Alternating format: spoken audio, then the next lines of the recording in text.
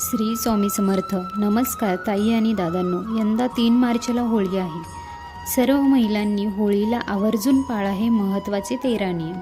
बघा, होळीच्या दिवशी जर आपण हे काही नियम पाळले, काही चुका जर आपल्याकडून झाल्या नाही, तर आपण केलेल्या संपूर्ण पूजेचे फळ आपल्याला मिळत असतं. आता हे नियम स्त्री असो किंवा पुरुष असो सर्वांनी पाळायचे आहे. आता आपण केलेल्या उपायांचे, सेवेचे आणि पूजेचे फळ आपल्याला हवे असेल तर हे नियम आवर्जून पाळा. यावर्षी फाल्गुन महिन्यातील हुताशनी पौर्णिमा 2 मार्चला संध्याकाळी 5:55 सुरू होत आहे आणि दुसऱ्या दिवशी म्हणजे 3 मार्च रोजी सायंकाळी 5:07 पौर्णिमा संपणार आहे. तर होळीच्या दिवशी काय करावे आणि कोणते नियम पाळावे हे पाहण्यासाठी व्हिडिओ संपूर्ण पहा. होळी दहनाच्या दिवशी काय करावे, कोणते नियम पाळावेत? तर सर्वात आधी होळीची पूजा करण्याची प्रथा आहे.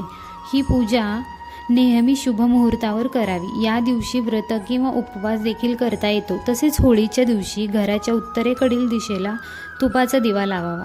ज्योतिषशास्त्रात असे म्हटले आहे की असे केल्याने घरात सुख, समृद्धी आणि शांती येते. तसेच होळीच्या दिवशी पूजेमध्ये मोहरी, तीळ, 11 शेणाचे गोळे, तांदळाचे दाणे, साखर आणि गव्हाचे दाणे वापरावे. पूजा केल्यानंतर होळीच्या भोवती 7 वेळा प्रदक्षिणा माराव्या. त्यानंतर या वस्तू होळीत जाळून टाका. या दिवशी गरिबांना दान करावे. होळीच्या दिवशी दान करणे खूप शुभ असते. आता पाहूया की कोणते नियम होळीच्या दिवशी आवर्जून पाळायचे आहे. तर पहिला नियम, होळी दहनाच्या दिवशी चुकूनही कोणालाही पैसे उधार देऊ नका. पहा, ज्योतिषशास्त्रात असे म्हटले जाते की जो कोणी या दिवशी कर्ज देतो त्याच्या घरी येणारे शुभ आशीर्वाद थांबतात. या दिवशी उसने पैसे द्यायचे देखील नाही आणि उसने पैसे आपल्याला कोणाकडून घ्यायचे देखील नाही. यामुळे माता लक्ष्मी आपल्यावर नाराज होऊ शकते. नियम दुसरा, होळी दहनाची पूजा करताना काळे किंवा पांढरे कपडे घालू नका. पूजेदरम्यान ही रंग परिधान करणे अशुभ मानले जाते. नियम तिसरा, होळी दहनाच्या रात्री रस्त्यावर पडलेल्या कोणत्याही वस्तूला हाताने किंवा पायाने स्पर्श करू नका. या दिवशी निगेटिव्ह एनर्जीचा धोका जास्त असतो. नियम पाचवा, नवविवाहित महिलेने तिच्या सासरच्या घरात पहिल्या होळीला किंवा दहनाची अग्नी पाहू नये. हे अशुभ मानले जाते. बघा, नवीन नवरी असेल तर तिची पहिली होळी असेल तर तिने या दिवशी होळी दहन पाहू नये. नियम पाचवा, ज्या स्त्रियांना मासिक पाळी आलेली आहे त्यांनी होळी दहनाजवळ येऊ नये किंवा गर्भवती स्त्रियांनी होळी दहनाची पूजा करू नये. होळीजवळ येऊ नये व होळीची कोणतीही पूजा देखील करू नये. ज्यांना होळीच्या दिवशी 4था दिवस असेल त्यांनी होळीच्या दुसऱ्या दिवशी होळीच्या ठिकाणी जाऊन होळीला हळदी कुंकू वाहून 3 प्रदक्षिणा घालाव्या, नैवेद्य दाखवावा आणि होळीला नमस्कार करावा.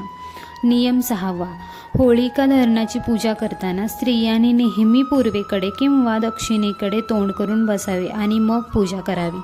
दक्षिण दिशेला अजिबात तोंड करून बसू नये.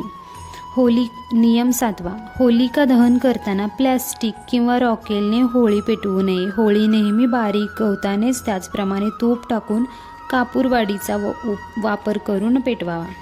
नियम 8वा, होळीच्या दिवशी चुकूनही घरात मांसाहार बनवू नये. त्याचप्रमाणे मद्यपान देखील या दिवशी करू नये. नियम 9वा, ज्यांना सुतक असेल, मासिक धर्म असेल त्यांना होलिकेची पूजा करता येणार नाही आणि गर्भवती स्त्रियांनी देखील होळीची पूजा करू नये किंवा होळीजवळ जाऊ नये. मासिक पाळीचा 4था दिवस असेल तर पूजा करू नये. होळीच्या दिवशी 5वा दिवस असेल तर महिलांनी डोक्यावर पाणी घेऊन घर स्वच्छ करून घरात सर्वत्र गोमूत्र शिंपडावे आणि मगच होळीची पूजा करावी. नियम 10वा, होळीच्या दिवशी घर स्वच्छ ठेवावे. कुठेही घाण ठेवू नये. घरात जर का घाण असेल, कचरा असेल, धूळ असेल तर यामुळे नकारात्मक ऊर्जा घरात तयार होते आणि होळीच्या दिवशी जर का घरात या सर्व गोष्टी असतील तर माता लक्ष्मी आपल्या घरात चुकूनही येत नाही. माता लक्ष्मी घरातून नाराज होऊन निघून जाते. नियम 11वा, होळीच्या दिवशी बाहेर निगेटिव्ह वातावरण असते म्हणून होळीच्या दिवशी कोणी चुकूनही काहीही खायला दिले तर ते आपण खाऊ नये. नियम 12वा, होलिका दहन नेहमी आनंदानेच करावे आणि या दिवशी दुसऱ्या करीच्या दिवशी कोणीही रडू नये किंवा कोणालाही अपशब्द बोलू नये. कोणाचीही निंदा अपमान करू नये. कोणाशीही भांडू नये.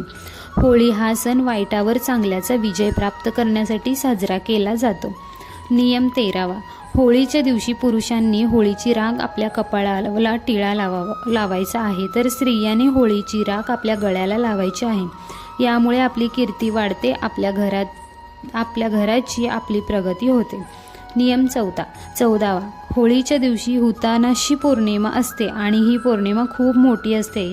त्यामुळे या दिवशी अंघोळीच्या पाण्यात थोडंसं गोमूत्र, काळे तीळ, गंगाजल किंवा पंचगन्या टाकून आपल्याला अंघोळ करायची आहे. यामुळे आपल्या शरीराचा शुद्धीकरण होते आणि आपण केलेल्या पूजेचं संपूर्ण फळ आपल्याला मिळतं. नियम 15वा, या दिवशी आपण होळी करून आपल्या घरातील सर्व नकारात्मक ऊर्जा, नकारात्मक बाधा ही होळीमध्ये राग करण्यासाठी होळी साजरी करत असतो. नियम 16वा, होळीच्या दिवशी किंवा होळीच्या दुसऱ्या दिवशी होळीची थोडीशी राख घरी आणावी आणि आपल्या घरात प्रत्येक कोपऱ्यात थोडी थोडी टाकावी. याने घरातील सर्व वास्तुदोष नष्ट होतात. नियम 17वा, होळी प्रज्वलित करण्यासाठी चुकूनही आंब्याच्या झाडाचं, वडाच्या झाडाचं आणि पिंपळाच्या झाडाची लाकडं वापरू नये. याने नकारात्मक ऊर्जा तयार होते. ही सर्व झाडं शुभ असली तरी याचे लाकूड होळी प्रज्वलित करण्यासाठी वापरू नये. त्याऐवजी तुम्ही एरंड्याचे लाकूड, उंबराच्या झाडाचे लाकूड तुम्ही वापरू शकता. नियम 18वा, होळीच्या दिवशी घरातील स्त्रियांचा चुकूनही अपमान करू नये. यामुळे माता लक्ष्मी नाराज होते. त्याचप्रमाणे मुलींचा देखील अपमान करू नये. तसेच मोठ्यांचा, आईवडिलांचा देखील अपमान करू नये. तर बघा ताई आणि दादांनो, हा व्हिडिओ जर तुम्हाला महत्त्वाचा वाटला असेल तर जास्तीत जास्त तुमच्या परिवारासोबत, मित्रमैत्रिणींसोबत शेअर करा, लाईक करा आणि सबस्क्राईब करायला विसरू नका. श्री स्वामी समर्थ. जय जय स्वामी समर्थ.